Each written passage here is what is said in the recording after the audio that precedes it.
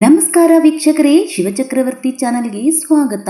ಚಿತ್ರದುರ್ಗ ಜಿಲ್ಲೆಯ ಚಳ್ಳಕೆರೆ ತಾಲೂಕಿನ ಬೂದಿಹಳ್ಳಿ ಗ್ರಾಮದಲ್ಲಿ ಪಂಡಿತರ ಅಕ್ಕಿ ವಿತರಣೆ ಮಾಡದಿರುವುದನ್ನು ಖಂಡಿಸಿ ಫಲಾನುಭವಿಗಳು ತಹಸೀಲ್ದಾರ್ ಕಚೇರಿ ಎದುರು ಪ್ರತಿಭಟನೆ ನಡೆಸಿದರು.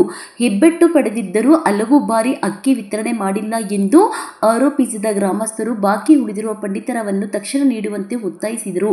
ಕೂಲಿ ಕೆಲಸವೇ ಜೀವನಾಧಾರವನ್ನಾಗಿರುವ ನಮಗೆ ಸರ್ಕಾರದ ಪಂಡಿತರವೇ ಆಸರೆಯಾಗಿದೆ. ಆದರೆ ನ್ಯಾಯಬೆಲೆ ಅಂಗಡಿಯಲ್ಲಿ ಪದೇ ಪದೇ ನಿರ್ಲಕ್ಷ್ಯ ತೋರುತ್ತಿದ್ದು, ಸಮಸ್ಯೆ ಬಗೆಹರಿಸದಿದ್ದರೆ ಮುಂದಿನ ದಿನಗಳಲ್ಲಿ ಉಗ್ರ ಪ್ರತಿಭಟನೆ ನಡೆಸುವುದಾಗಿ ಎಚ್ಚರಿಕೆ ನೀಡಿದರು.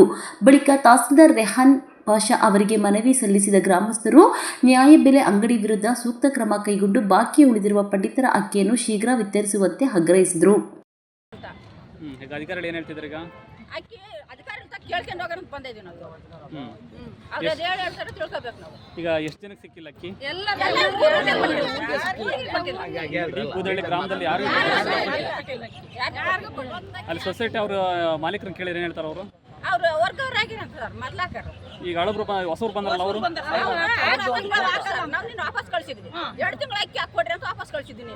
3ನೇ ತಿಂಗಳ ಅಕ್ಕಿ ಹಾಕ್ತಿವಿ ಅಂದ್ರೆ ಸಹ ನಾವು ಬೇಡ ಬಾಗ್ಲಕ್ಕೆ ಅನ್ನೋದ್ರಿ ಈ ತಿಂಗಳು ಅವು ಹಾಕ್ರಿ ಅಂತ ನಾವು ಕೇಳಿದ್ವಿ. ಈ ತಿಂಗಳು ಹಾಕ್ರಿ ಅಂತ ಕೇಳಿದ್ವಿ ಅಷ್ಟೇ.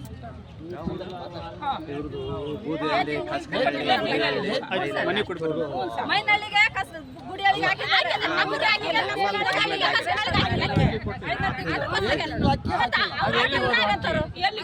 ಎರಡು ಊರಿಗೆ ಹಾಕಿದ್ರಲ್ಲ, ಒಂದೇ ಪಂಚಾಯತ್ ಎಲ್ಲ 2 ಊರಿಗೆ ಹಾಕಿದ್ರೆ ನಮ್ಗೆ ಹಾಕಿಲ್ಲ ಸರ್.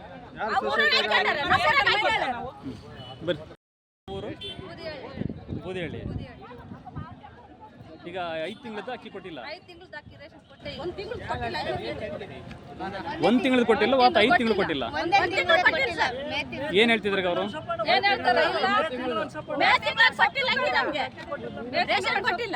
ಒಬ್ರು ಮಾತಾಡ್ತಾರೆ. ಏನ್ ಹೇಳ್ತಿದ್ರು ಅವರು?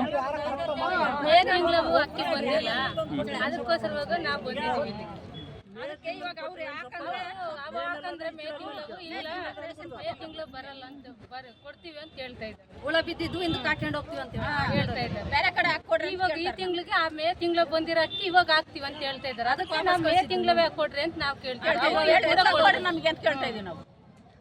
ಒಬ್ಬೊಬ್ರು ನೀವು ಮಾತಾಡೋಣ ಫಸ್ಟ್.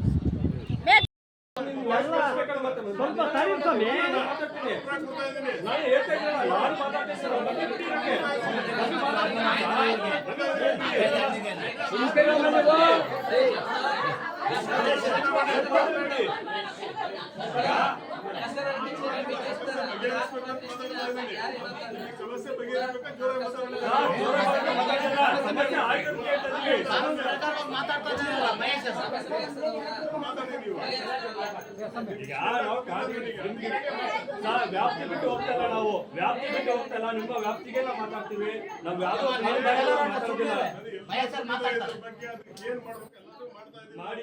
ಮಾಡಿದ್ರೆ ಇಲ್ಲಿಗೆ ಹುಡುಕೊಂಡು ಬರುವಂತ ಪರಿಸ್ಥಿತಿ ಬರಲ್ಲ. ಇಲ್ಲಿ ಇಷ್ಟು ಜನ ಈಗ ಕೆಲಸ ಕಾರ್ಯಗಳು ನೀವೆಲ್ಲ ಮಾಡ್ತಾ ಇದ್ವಿ ಅಂತ ಹೇಳ್ತೀರಲ್ಲ ಸರ್. ಇಷ್ಟೊಂದು ಜನ ನಾವು ನೀರಿಲ್ಲ, ತಿಂಬಕ್ ಮುಚ್ಚಿಲ್ಲ.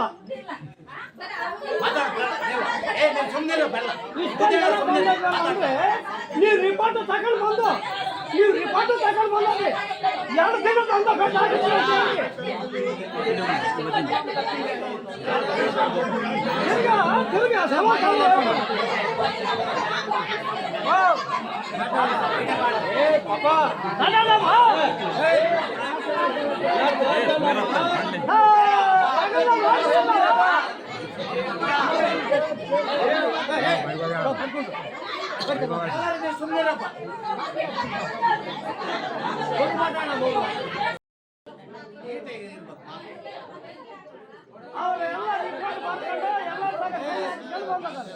ಗಲಾಟೆ ಮಾಡ್ಬೇಡ್ರಮ್ಮ, ತಗೊಂಡಮ್ಮ. ನಾನು ಅಡಗುತ್ತಿರವ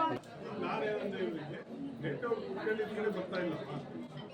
ಈ ಕಡೆ ಬಂದ್ರೆ ಬರುತ್ತಲ್ಲ, ಬರುತ್ತಲ್ಲ, ಟಿಕೆಟ್ ಕೊಡ್ಬೇಕಾಗಿತ್ತು. ಅದನ್ನ ಕೊಟ್ಟಿಲ್ಲ ಅಂತಾನೆ ಅವನು ಅವ್ರ ಎನ್ಕ್ವೈರಿ ಮಾಡಿ ಅವ್ರಿಗೆ ತಂದು ಬೇರೆನಿಗೆ ಹಾಕಿರೋದ್ರಲ್ಲಿ ಸಮಸ್ಯೆ ಏನಾಗಿದೆ ಅಂದ್ರೆ ಆ ಮೇ ತಿಂಗಳಲ್ಲಿ ಬೇರೆ ಹಳ್ಳಿಗಳಿಗೆ ಕೊಟ್ಟಿದ್ದಾರೆ. 100 ಹಳ್ಳಿಯಲ್ಲಿ 80 ಕಾರ್ಡ್ ಇದಾವೆ, ಇವ್ರಿಗೆ ಕೊಟ್ಟಿಲ್ಲ ರೇಷನ್. ಮತ್ತೆ 2 ಕಡೆ ಕೊಟ್ಟಿಲ್ಲ. ಇದನ್ನ ಲೆಟರ್ ಬರ್ದಿದ್ದೀವಿ ರೇಷನ್ ಕೊಡೋದಕ್ಕೆ, ಆ ತಿಂಗಳು ಕೊಡೋದಕ್ಕೆ ಅದು ಲ್ಯಾಪ್ಸ್ ಆಗಿದ್ದಾರೆ. ಅದಕ್ಕೆ ನಾವು ಜೆಡಿಗೆ ಲೆಟರ್ ಬಂದಿದ್ದೀವಿ. ನಾವು ಜೆಡಿಗೆ ಒಂದು ಕರೆಸ್ಪಾಂಡೆನ್ಸ್ ಮಾಡ್ತಾ ಇದ್ದಾರೆ ಸರ್. ಈಗ ರೆಗ್ಯುಲರ್ ರೇಷನ್ ಬರ್ತಾ ಇದೆ ಅವರಿಗೆ. ಇವ್ರು ಏನು ಹೇಳ್ತಾರೆ ಆ ತಿಂಗಳು ಬೇಕು ನಮಗೆ ಅಂತ ಕೇಳ್ತಾ ಇದ್ದಾರೆ. ಇದ್ರ ಜೊತೆಗೆ ಇನ್ನೊಂದು ಸಮಸ್ಯೆ ಏನಿತ್ತು ಅಂದ್ರೆ ಮೊನ್ನೆ ಅವ್ರದ್ದು ಯಾರಿಂದ ಬೇರೆ ಬಂದಿಲ್ಲ ಅವರು ಕಸಿಗೊಂಡಲ್ಲಿ ಅವ್ರು ಬಂದವರು ಇದೆ. ಈಗ ಅಕ್ಕಿ ಹಳೇದಿದೆ ಅಲ್ಲಿ, ಅದು ಬೇಡ ನಮಗೆ ಅಂದಾಗ ಆಯ್ತು ಅದನ್ನು ಶಿಫ್ಟ್ ಮಾಡಿ ಬೇರೆ ಕೊಡ್ತೀವಿ ಅಂತ ಬೇರೆ ವ್ಯವಸ್ಥೆ ಮಾಡ್ತೀವಿ.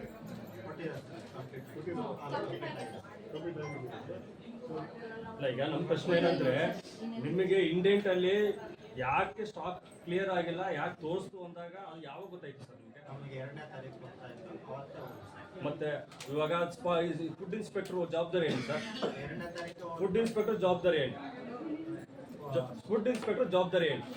ವಿತರಣೆ ಸರ್ ನಾವು ಗೋಡನಿಂದ ಕೊಡ್ತಾ ಇರ್ತಾನೆ, ಅವ್ರು ವಿತರಣೆ ಮಾಡೋದು ಅವರೇ ಜವಾಬ್ದಾರಿ. ಈಗ ಮಾಹಿತಿ ಇದೆ, ಶ್ರಮಪತ್ರ ಕೊಡ್ತಾ ಇಲ್ಲ ಅಂತ ಗೊತ್ತಿದೆ, ಗೊತ್ತಾದ್ಮೇಲೆ ಸಹ ಅಲ್ಲಿ ಹೋಗ್ಬೇಕಾಗಿತ್ತು.